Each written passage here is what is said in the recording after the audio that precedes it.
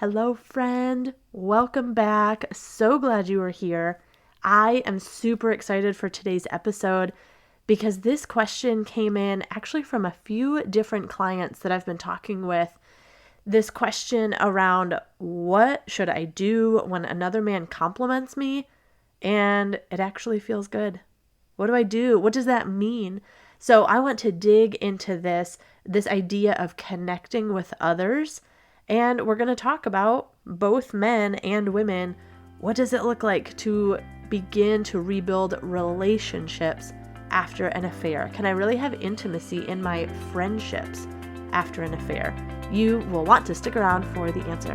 Hey mama, welcome to Intimacy After Infidelity. Do you find yourself Googling, can a marriage survive infidelity? Or what's the first step to divorce? Do you wake up full of hope, only to end the day with more shame when there's another stupid argument again? Hey, I'm KristinaJoy, forgiven daughter of Jesus. I too felt the shame of infidelity and wished someone had a roadmap for how to get out of the mess so I could experience freedom. I kept telling myself I just needed to try harder to end the affair and fix my marriage, until I found I needed Jesus to heal some deep wounds in my heart. Through prayer, lots of research, and developing new healthy habits, I was able to find healing to shed my shame once and for all. Now I'm excited to share everything I've learned with you. So find your safe space and pop in that earbud. Let's rebuild your life and marriage better than it's ever been. Friend, can I take a minute and celebrate with you? I just want to have this megaphone that just shouts out on repeat, you are not alone. And today I am just thrilled that you are listening and you represent a number for this podcast. This podcast has surpassed 20,000 downloads, which is huge. Many podcasts don't make it that far. 20,000 downloads. And they are from too many different countries to count. Literally countries from all over the world are tuning into this. And we have just a shy of 100 community members also. Sister, this community is growing. This movement is moving forward of building the kingdom and just repeating, you are not alone. As a believer, as a sister, someone who has struggled with infidelity, you are in good company and we are taking steps forward together. We are taking back the territory that the enemy tried to steal from us, but we can take our stand and say, not today. We are here as daughters of the King, and we can link arms and move forward together. So I just wanted to celebrate with you and let you know, even though you may be listening to this by yourself, you are never alone. And so take comfort in that. Please feel free to reach out to me anytime. I would love to connect with you, put a name to a story, and to pray for you specifically. Please feel free to reach out. Now, the question that I received from a couple different clients recently was, what am I supposed to do, or how should I feel when I receive a compliment from another man? And especially in the situation where if you are still married to your husband, and how should you respond? And again, how should you feel in that situation? And one client specifically said, I feel vulnerable and exposed when my husband is not around. Whether it's going to church on your own or going to the gym on your own, wherever you find yourself, do you find yourself feeling vulnerable and even exposed when he's not there?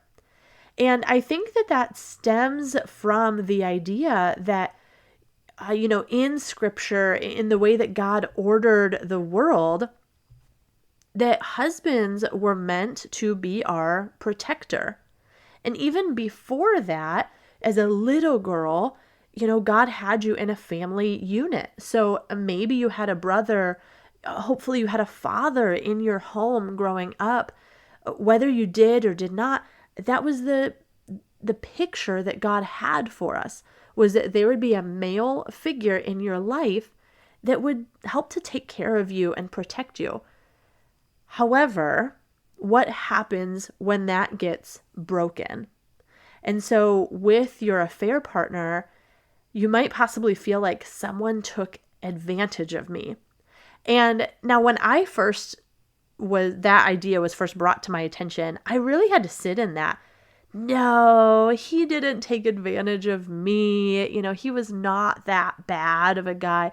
However, the more honest I became with myself and I sat in that question, I realized in my situation that, yeah, he did take advantage of me in a place that I was vulnerable and exposed because I was willing to volunteer information. I wasn't content in my marriage. Things weren't going well. I was feeling alone.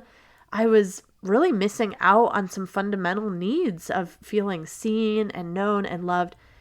And so I expressed all this to my affair partner. I was very vulnerable, and he offered to fill those needs, and I accepted.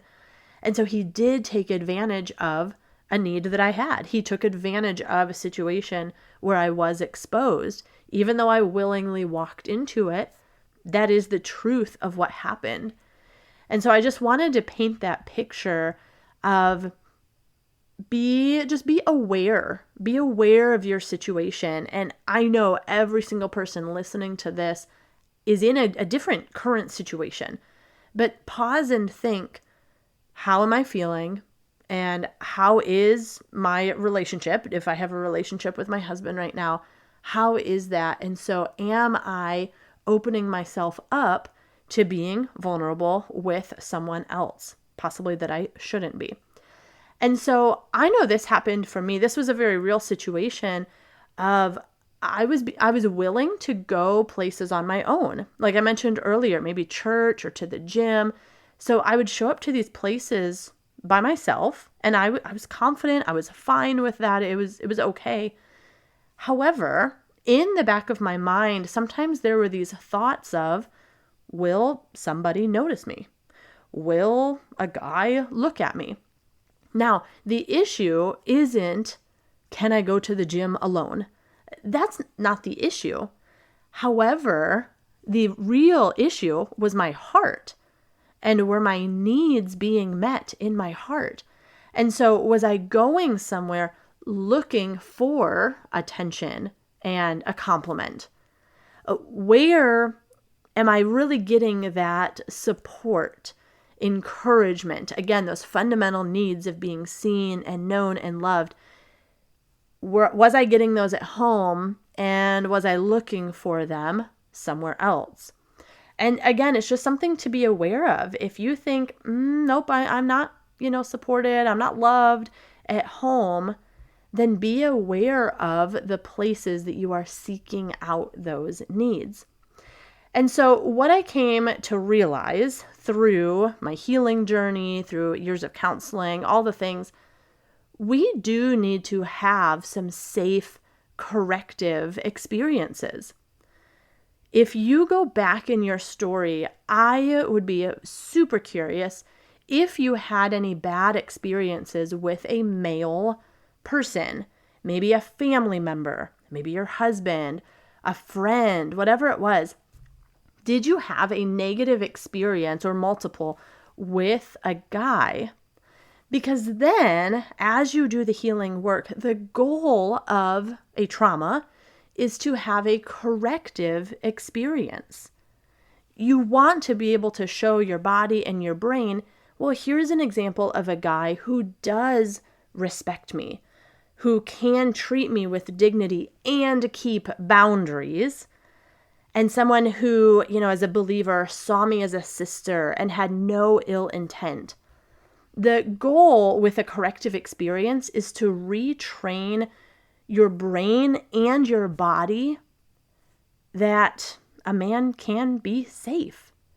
I had moments of speaking to myself and saying, hey, body, I am so sorry that I put you in a situation previously that wasn't safe and wasn't okay. But, hey, self, let me show you now that I'm rebuilding trust with you. I'm rebuilding trust with myself. and I promise to take care of you, and that there can be a good experience in the world.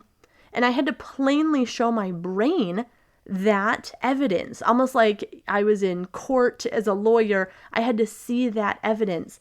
And so I called out in my brain, I called out specific people that were my corrective experiences. Hey, I have a male boss who treats me right.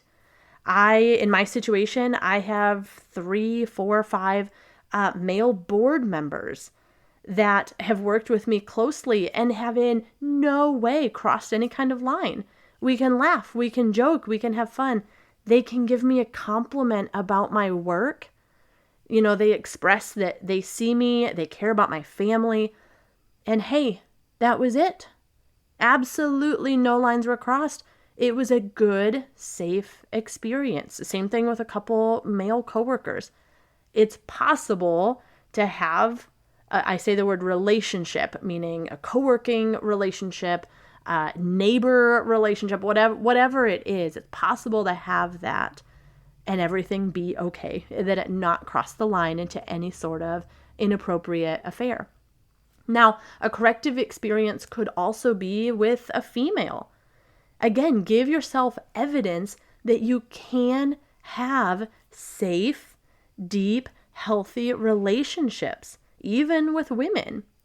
And if that's not appealing to you, like it didn't used to be for me, I would say, girls are too much drama. I'll just go hang out with the guys.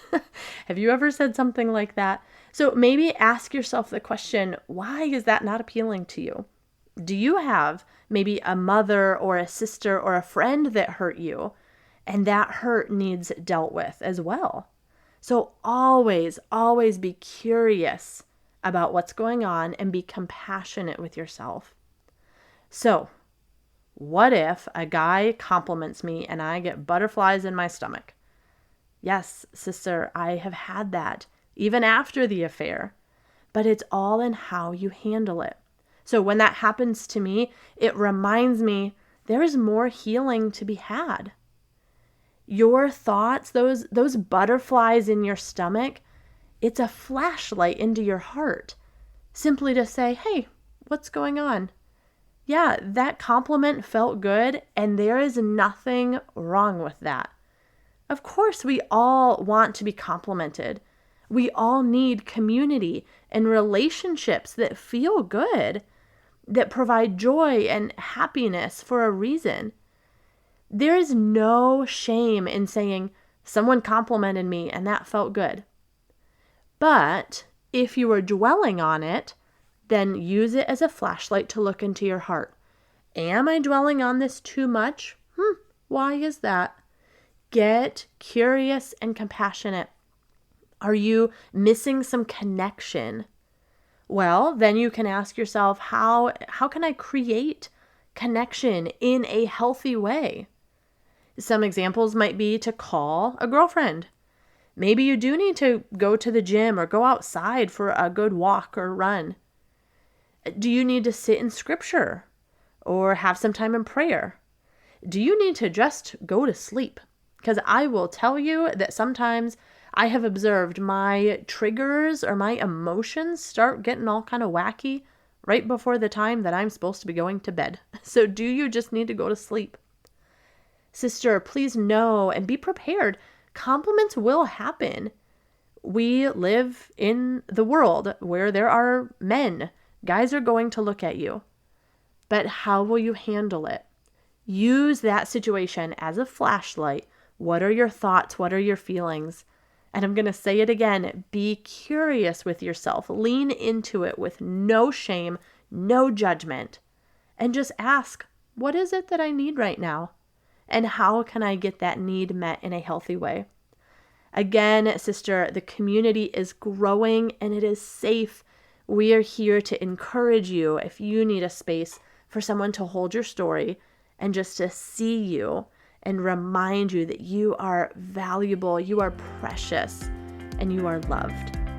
Come check it out. We'd love to have you. Hey mama, I hope today's episode encouraged your heart.